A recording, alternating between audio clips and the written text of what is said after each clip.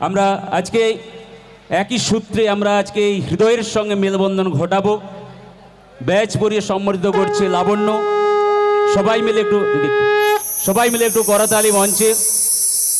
উত্তরীয় দিয়ে সংবর্ধিত করছে সম্মানীয়া রুমা জানা মুর্মু মহাশয়া।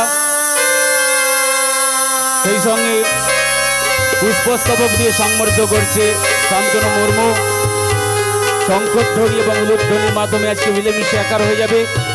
সেই সাথে আমাদের কমিটির একনিষ্ঠ সদস্য সম্মানীয় দীপক বেরা মহাশয় আমাদের 69তম বর্ষে স্মৃতিসৌধ তুলে সমর্থন করছে। সবাই মিলে একবার করে তালে।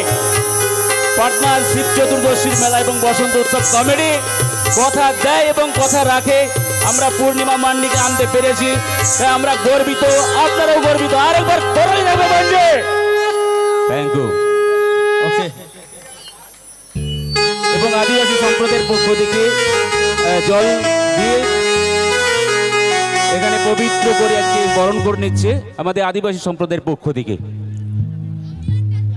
অনেক শুভেচ্ছা এবং অভিনন্দন। আপনারা আনন্দ করুন। আজকে মঞ্চ থেকে আগামীকাল একই মঞ্চে অনুষ্ঠিত হবে জি বাংলা সারেগামা খ্যাত অঙ্কনা এবং তার ব্যান্ডের অনুষ্ঠান। সকলের জন্য রইল আমন্ত্রণ।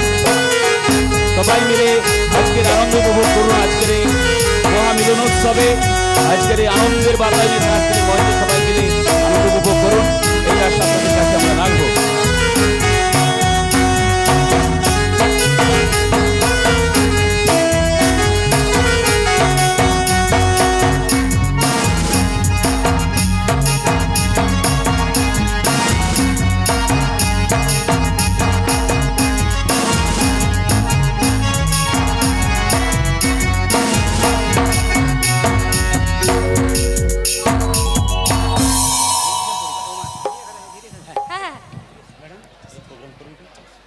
আচ্ছা,